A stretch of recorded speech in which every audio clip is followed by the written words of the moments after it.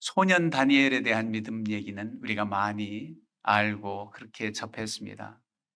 나이 든 이후에, 연세된 이후에 연로한 다니엘을 한번 생각하면서 은혜를 나누고자 합니다. 어린 시절이나 나이가 들어도 변치 않는 믿음으로 승리하시기를 축원합니다.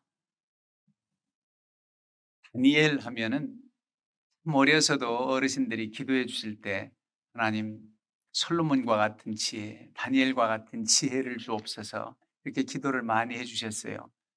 저도 그렇게 기도를 많이 했습니다. 다니엘처럼, 요셉처럼, 솔로몬처럼 지혜를 주옵소서. 그런데 솔로몬은 좀 아니더라고요. 물론 성전 봉헌하고 참 하나님께 지혜를 구하고 처음엔 잘했지만 나중에는 타락했어요, 솔로몬. 그래서 솔로몬과 같은 지혜를 주옵소서. 그 지혜만은 귀하지만은 솔로몬의 인생 전체를 놓고 볼 때는 그렇게 썩 아름다운 인물이 아니라 솔로몬은 이제 하기 싫어요. 다니엘 같은, 요셉과 같은 지혜를 주옵소서. 다니엘은 변함이 없어요. 어려서나 나이 들어서 연로해서나 변함없는 믿음으로 하나님께 영광 돌린 인물이다. 그래서 오늘 말씀 6장 전체를 다 그 이전부터 다 보았으면 좋겠지만은 후반부에 25절부터 마지막 절까지만 상고했어요. 여러분, 다니엘이 보통 소년 시절에 바벨론에 포로로 잡혀갔다, 끌려갔다. 그러면은 15 내지 16세 정도로 봅니다. 20세 전으로 봐요. 그러면 1차 포로로 잡혀갔을 때 다니엘도 끌려갔다 그러거든요. 1차 포로 때가 주전 605년 바로 엘리야김, 여호야김 그러지요. 그 왕과 함께 고위직들, 고관들의 자손들이 끌려갔어요.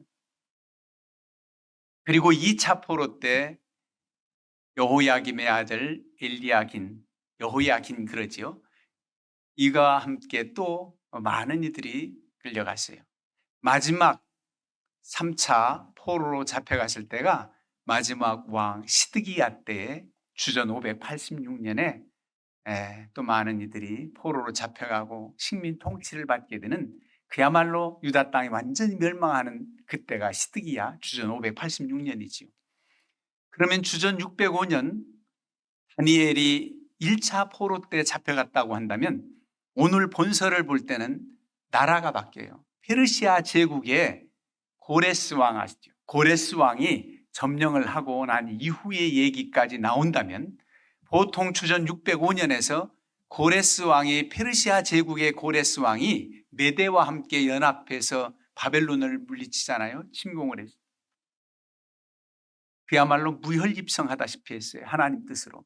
그래서 보면은 대략 고레스 측령에 의해서 유다 땅 사람들이 유다 땅으로 돌아올 때까지 하면 70여 년 세월이라는 말이에요. 그럼 여러분 계산해 보세요. 이때까지 생존해서 하나님의 큰 일을 감당했다. 국사를 책임졌다. 그런다면 보통 70년 더하기 15살 정도면 85세. 80세가 넘은 이 다니엘이 지혜나 총명이나 조금도 흐트러짐 없이 계속 쓰임받을 수 있는 사람이 됐다는 겁니다. 인정받는 사람이 됐어요. 보통 왕조가 바뀌고 정권이 바뀌면 바벨론 역사 느부갓네살 왕 때 이렇게 유다가 완전히 침공을 당해가지고 느부갓네살이 한 43년 정도 치기를 했어요. 그 다음에 그 아들이 바뀌고 에월무로닥 여호야긴 37년 동안 감금됐다 석방해준 왕이지요. 등등 해가지고 또 신하에 의해서 정권 찬탈해서 왕조가 그대로 아들들이 내려온 정권만도 아니에요. 그런데도 계속해서 쓰임받는 다니엘이란 말이죠. 그래서 마지막 벨사살 왕 때, 이 벨사살 왕 때에 여러분 잘 아시지요? 석회 벽에다가 그 잔치상 벌렸을 때에 얼마나 하나님 앞에 안타까운 일을 벌였는지. 예루살렘에서 가져온 성전 기물을 갖다가 술을 따르면서 그런 잔치를 벌였어요. 그때 석회벽에 손가락이 나타나서 막 썼지요. 그 쓴 글을 너무너무 놀라가지고 이 벨사살 왕이 무릎이 서로 부딪혔다는 게 얼마나 떨었는지. 그런데 거기에 수익에 박수, 지혜롭다고 하는 사람들이 그 글을 해석을 아무도 못해요. 그럴 때 다니엘이 지혜가 있다는 것을 알고 보고되자 다니엘이 이제 해석을 하지요. 벽에 있는 글씨를 읽어 해석을 합니다. 메네 메네 데겔 우 바르신. 이 말씀은 왕을 저울에 달아보니까 미치지 못했다는 거예요. 정량에 달하지 못해요. 그래서 하나님께서 이 나라를 나눈다, 파괴한다. 사실 메네메는 무나 이렇게 화폐 단위지요. 세겔 부피의 단위입니다. 대겔이 세겔이고 우 바르신, 무는 그러므로라는 접속사고 바르신 하면 나누어지다는 거예요. 이 나라가 나누어진다. 페르시아 제국, 메대와 파사 제국에 의해서 망한다는 얘기입니다. 그 얘기를 했던 거죠. 이 글을 해석하는 사람은 셋째 치리자로 삼겠다. 벨사살 왕이 그런데 그날 밤에 이 해석을 듣자마자 이제 완전히 죽음을 당하고 페르시아 제국이 들어오는 거지요. 이런 때까지도 지금 다니엘이 생존했다는 겁니다. 80세가 넘도록 그 해몽도 다니엘이 하는 거지요. 여러분, 그런 글을 해석을 할 때 왕 앞에서 기분 나쁜 소리 아니에요? 당신 나라 망한다. 그런데도 담대하게 말할 수 있었던 것은 사람을 두려워하지 않아요. 하나님만을 두려워했던 다니엘이기에 그런 담대함으로 말할 수 있었다고 봅니다. 여러분, 그러면 다니엘의 모습을 보면서 6장 앞부분부터 한번 생각해 보지요. 6장 1절 이하에 보면 바벨론 때 전국 이제 바벨론이 이제 끝나고 나서 다리오가 치리하는 거로 나왔는데 이 역사를 여러분 조금 아신다면 고레스 왕부터 페르시아 제국 대제국을 바벨론 침공 고레스 하는데 왜 다리오가 나오느냐 하면 고레스 왕의 외삼촌이 다리오입니다. 그래서 2년 정도는 바벨론을 점령해 놓고 바벨론을 한 도처럼 다스린 자가 다리오 왕입니다. 2년 정도 치리하고 고레스가 이제 완전히 치리를 하게 되지요. 왜 이랬을까요? 메대와 파사 나라 두 나라가 있는데 사실은 메대 나라가 더 컸습니다. 파사 페르시아 제국보다. 그런데 결혼 동맹을 맺어서 낳은 자식이 바로 고레스예요. 그래서 고레스 외할아버지가 고레스에게 넘겨주듯 하고 그 외삼촌은 이제 왕으로서 추대받고 이래서 고레스의 외삼촌이잖아요. 한 2년을 점령지 바벨론을 다스리게 했단 말이에요. 그게 바로 다리오 왕입니다. 이 다리오 왕이 전국을 120도 나누어서 120명의 치리자를 세우고 그것도 통괄하는 총리 3명을 두었다는 겁니다. 총리 3명을 두었는데 그 중에 다니엘 한 사람이 또 총리였다는 거예요. 셋 중에 하나라는 거지요. 나라가 바뀌었어요. 정권이 바뀌고. 이런데도 다니엘을 얼마나 출중한지 먼저 바벨론 제국에서 일했던 이 다니엘을 재등용해서 써보니 너무나 믿음직스럽고 지혜로워요. 그래서 이를 총리 3명 중에 1명으로 세웠다는 겁니다. 그런데도 다리오 왕이 이를 더 뛰어나서 너무너무 뛰어나서 두 번째 치리자로 삼는다고 하는 말씀이 6장 이제 3절 이하에 나와요. 그러면 다니엘의 모습이 어떤 모습이었느냐?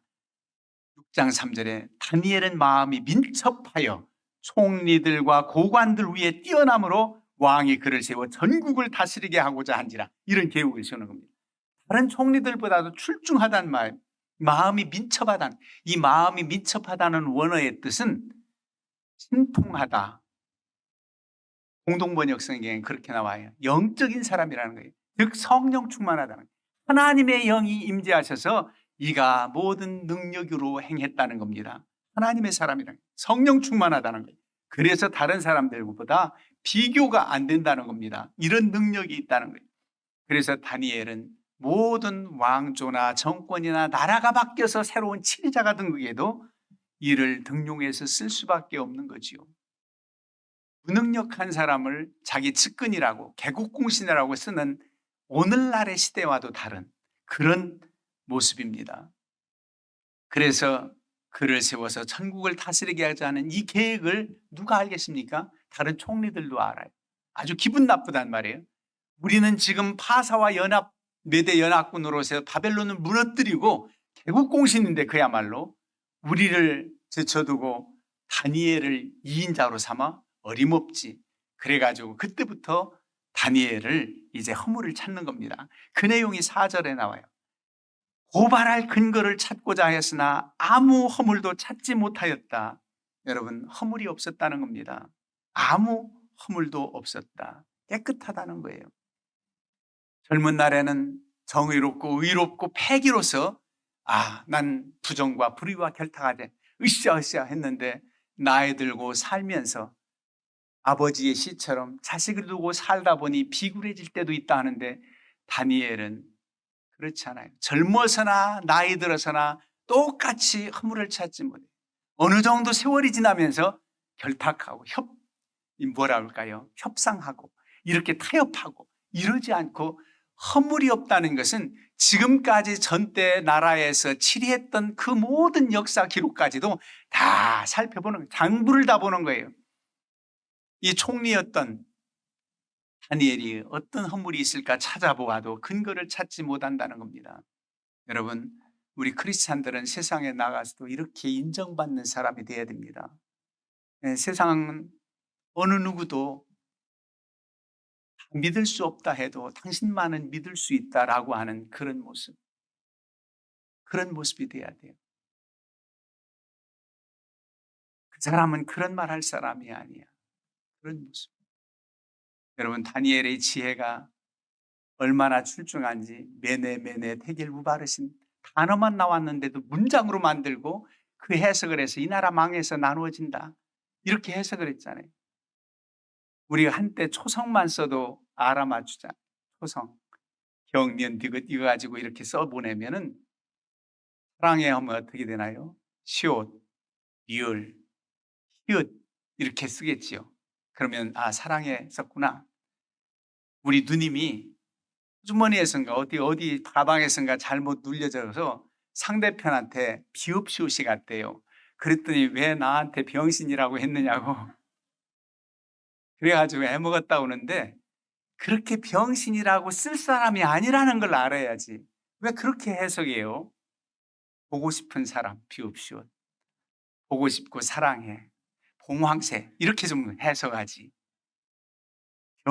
병신같이 해석. 난 이런 얘기하면 이상한데 그렇게 하고 있어요. 안 되잖아요. 그렇게 읽어도 안 되고 그런 사람이 아니라는 사실도 믿어줄 수 있는 그런 사람, 그런 인정받을 수 있는 사람 해야 된단 말이에요. 세상에서도 인정받을 수 있는 사람. 근데 다니엘은 그랬어요. 노년이 되어서도 조금도 흐트러짐이 없이 이렇게 허물을 찾을래야 찾을 수가 없는 사람. 그런데 보세요. 이들도 악한 영이 역사하니까 다니엘을 어떻게 하면 저를 무너뜨릴까? 우리 자리보다 더 윗사람이 된다고? 될 수 없지. 안 되지. 그러면서 그들이 계략을 짜요. 모의를 합니다. 어떻게 모의하느냐? 신앙적인 면으로 접근하는 거예요. 다니엘을 넘어뜨릴 수 있는 것은 저의 신앙, 저 하나님을 믿는 저 신앙을 근거로 해서 무너뜨리자. 그래가지고 국리 끝에 어떤 법을 내리게 했느냐면 다리옹 앞에 가가지고 왕이시여 이제부터 30일 동안을 왕 아닌 다른 신에게나 다른 사람에게 절하거나 기도하거나 하여간 그러면은 사자굴에 집어던지는 그런 법령을 만드시지요. 좋다. 도장을 찍어요. 지금 사실상 힘 있는 사람은 고레스 자기 조카인데 다리오 왕이 이제 곧 바톤도 터치해야 될지 모르는데 고위직들이 와가지고 자기를 높이면서 30일 동안 왕에게만 절하고 왕 이외에 다른 사람에게나 신에게 절하면은 사자굴에 우쭐하는 생각이 들어요. 잠시 교만한. 그래가지고 도장을 찍고 나서야 자기가 사랑하고 그렇게 신임했던 다니엘이 그 법에 걸려들 줄은 꿈에도 생각 못했지. 그런데 딱 지켜보니 그 사람들도 이 법령이 제정된 거 알고 다니엘 이제 더 이상 기도할 수 없을 거야. 그랬는데 웬걸 그 금령이 지켜지고 어떻게 사자밥이 될 줄 알면서도 6장 10절에 보면은 예루살렘을 향한 창문을 열고 전에 하던 대로 하루 3번씩 무릎을 꿇고 기도하며 그 하나님께 감사 기도했다는 겁니다. 목숨을 내거는 기도예요. 사자밥이 된단 말이지요. 그런데도 여전히 기도합니다. 어찌 보면 참 이런 때도 영적으로 타협하기 쉽지요. 하나님 제 마음 아시지요? 30일 동안만 다른 사람들 보는 데서 기도하거나 이러지 않을 테니까 제 중심 아시죠? 이러면서 넘어가지. 하던 대로 예루살렘을 향하여 기도하고 있습니다. 그것은 어려서부터 말씀을 붙잡고 기도하던 습관이 있기 때문이에요. 어떤 말씀? 솔로몬이 성전을 봉헌하고 어떻게 기도했습니까? 여러 가지 기도 끝에 이런 기도를 했어요. 역대하 6장 38절에 보면 자기들을 사로잡아간 적국의 땅에서 온 마음과 온 뜻으로 주께 돌아와서 주께서 그들의 조상들에게 주신 땅과 주께서 택하신 성과 내가 주의 이름을 위하여 건축한 이 성전 쪽을 향해서 기도하거든 주는 계신 곳 하늘에서 그들의 기도와 간구를 들으시고 그들을 돌보시며 주께서 그 백성을 용서하옵소서 이런 기도를 드렸어요. 포로로 잡혀갔다면 그 포로지에서 이 예루살렘 성전 쪽을 향하여 기도하거든 그 백성 그 기도를 들어서 용서해달라는 간구를 드렸잖아요. 그러니까 이 솔로몬의 기도를 다니엘이 알았겠잖아요. 가자마자 예루살렘을 향해서 늘 하루 3번씩 기도하던 그 기도의 습관이 늙어서도 이어지는데 30일 동안만 하지 않아요. 그럴 수 없잖아요. 이건 영적 싸움입니다. 다른 것들을 어떤 것으로도 이제 태업할 수 있는 여지가 이 영적인 거 없는 거예요. 이걸 모면한다 할지라도 또 사탄의 세력은 또다시 공격이 와요. 이겨내야지. 여러분 마귀는 대적해야지 피할 게 아닙니다. 야고보서 4장 7절 마귀를 대적하라. 그리하면 너희를 피하리라. 대적해야 된다. 싸워야 된다는 거예요. 이 영적 싸움에서 다니엘이 물러설 수가 없는 거예요. 목숨을 내놓고라도 그렇게 기도하던 대로 했던 겁니다. 아니 내 다를까 다 걸렸지요. 그들도 놀랐을 겁니다. 야, 이런 법령이 제정되고 어인 찍었는데도 저렇게 기도해? 너가 믿는 하나님이 누굴길래 그럴까? 그런 생각을 안 해볼까요? 하여간 사자굴에 던져진 인간적인 방법으로 한다면 그들 2명 총리나 다른 고위직들보다 왕은 다니엘을 더 신임해요. 왕 앞에 찾아가서 억울하게 내가 믿는 하나님 왕도 하시지 않습니까? 이런 법을 제정해 놓으려고 하고 이렇게 하고 있으니 왕이시여 살펴서 아무렇게나 도장 찍지 마세요. 먼저 가서 얘기할 수도 있었을 겁니다. 근데 그러지 않았어요. 이 영적 싸움인지라. 그래서 사자 굴속에 던져넣었을 때 그의 다리오 왕이 뭐라고 말합니까? 6장 16절에 보면 이에 왕이 명령하며 다니엘을 끌어다가 사자굴에 던져넣는지라. 왕이 다니엘에게 이르되 내가 항상 섬기는 너희 하나님이 너를 구원하시리라 하니라. 내가 섬기는 하나님이 너를 구원하실 줄 믿는다. 여러분 이방 나라 왕이 내가 믿는 하나님 구원하실 줄 믿는다. 그렇게 기원해 줘요. 왜? 자기가 도장 찍은 거 자기가 번복도 못해요. 왕은 신이다 해서 실수가 없다라고 믿는 사람이 도장 찍었다 번복해요. 안 된단 말이에요. 그러면 다리오 왕으로서는 이 신임하고 사랑하는 다리오 왕이 사랑하는 이 다니엘을 살릴 수 있는 방법은 내가 믿는 하나님이 너를 구원하실 줄 믿는다. 그럴 수밖에 없는 거죠. 그리고 나서 왕이 궁에 돌아가서 밤이 새도록 금식을 했다고 18절에 나와요. 그 앞에 오락을 그치고 잠자기를 마다하니라. 이렇게 사랑받고 인정받고 신임받는 하나님의 사람 너무 귀하잖아요. 그리고 이튿날 왕이 느긋하게 일어난 것도 아니에요. 뜬 눈으로 밤을 지새우다가 새벽에 일어나서 사자굴로 가가지고 다니엘아 다니엘아 부르면서 슬피 소리 질렀다 그랬어요. 일단은 사자밥이 되지 않을 줄 믿는 믿음도 그에게 있지만 한편으로는 그 공포스러운 사자 앞에서 있다는 자체가 너무 안타까운 거예요. 다리오 왕 입장에서는. 그러면서 묻습니다. 살아계신 하나님의 종 다니엘아 내가 항상 섬기는 내 하나님이 이 사자들에게서 능히 너를 구원하셨느냐? 큰 소리로 너 살았지? 내 하나님이 너를 구했지? 옆에서 신하들이 봤다면 이 양반 좀 이해가 안 가는데 사자밥이 됐을 그 사자굴에 대고서 무슨 독백을 하고 있어 이랬을 거예요. 그런데 보세요. 다니엘이 극적으로 왕에게 아뢰되 왕은 만수무강하옵소서. 하나님이 이미 그의 천사를 보내어 사자들의 이미 입을 봉하셨다. 여러분, 사자밥이 되기 이전에 천사를 먼저 보냈다는 겁니다. 다니엘이 사자굴 속에 빠져지기 전에 천사가 먼저 들어가 있어요. 그래서 다니엘을 삼키지 못하도록 입을 봉하셨다. 그래서 살아나왔지요. 그렇게 음모를 꾸몄던 그들 가족을 다 그냥 사자밥이더라고 오히려 심판으로 던졌더니 어떻게 해요? 땅에 떨어지기 도전에 삼켜서 뼈를 다 부숴뜨렸다. 그렇게 말하고 있어요. 그렇게 계략자들 그들이 사자의 밥이 됐다. 거꾸로 말이죠. 이런 역사를 이제 오늘 봉도하기 이전까지 말씀을 드렸어요. 이렇게 하나님께서 함께 하시는 다니엘. 노년이 되어서도 성령 충만하고 그렇게 도덕적으로도 허물이 없는 그런 사람. 세상이 아무리 풍조가 악하고 변해도 여러분들이 성실하게 이 세상을 살아간다면 인정받게 됩니다. 신임받게 돼요. 그래서 언제나 쓰임받길 원하고 또 세워 주십니다.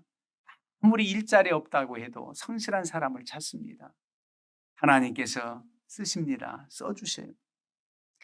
그래서 우리 청년들 이 험한 세상 살아가면서 자신을 깨끗하게 하고 그리고 성실하게 살아가면 다 하나님이 알아주십니다.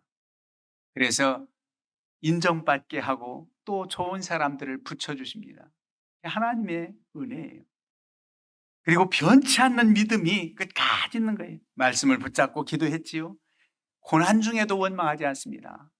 사자굴에 던져지는 그 위경에 빠졌을 때 얼마나 원망스럽기도 하겠습니까?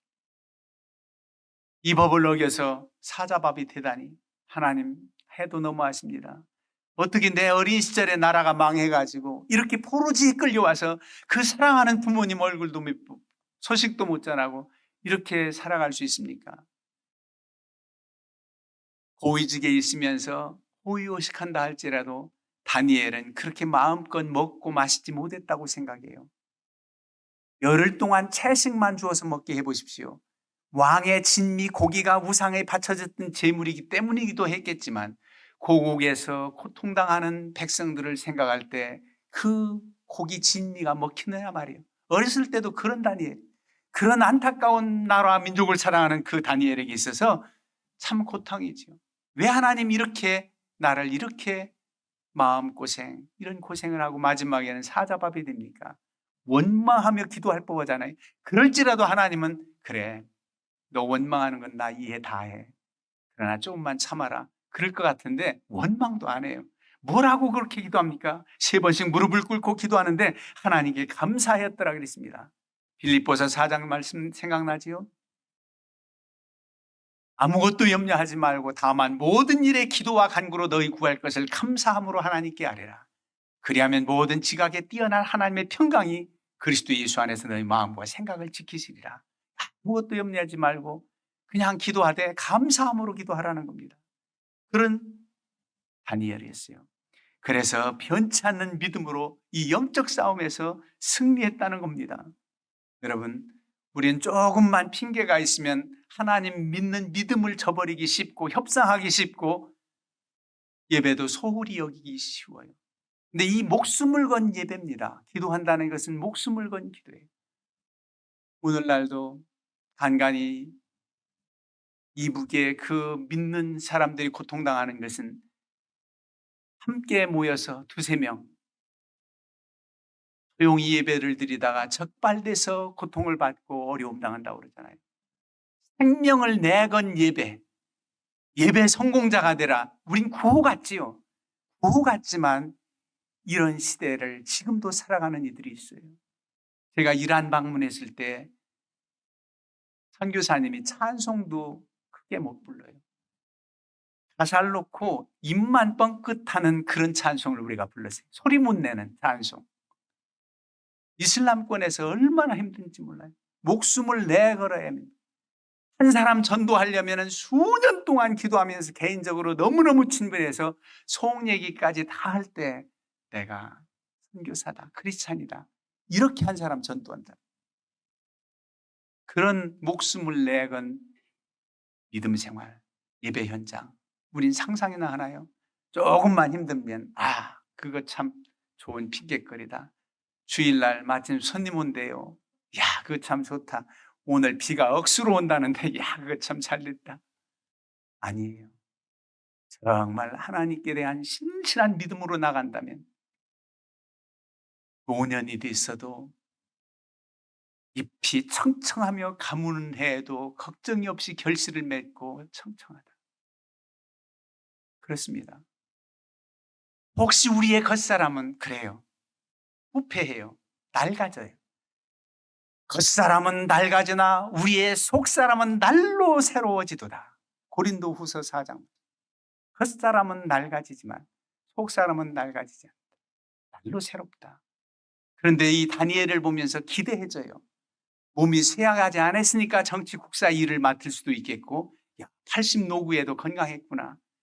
치매가 오지 않고 이렇게 지혜롭게 총명 있게 환상을 보고 해석할 수 있을까? 여러분 기도하고 싶잖아요. 하나님 노년이 되었어도 하나님 강건하게 하시고 바른 판단할 수 있도록 하옵소서. 어쩔 수 없이 뇌세포가 낡아진다면 좀 착한 치매 걸리게 해주세요. 모두를 사랑하고 우리가 더 아름답게 변해지는 그런 모습을 기대해 봅니다. 여러분 지금 믿는 믿음 신앙생활 더 세월이 흐르면 흐를수록 더 깊은 신앙, 더 깊은 믿음에 이르러서 다니엘처럼 인정받고 쓰임받는 하나님의 사람들 되시기를 주님의 이름으로 축원합니다.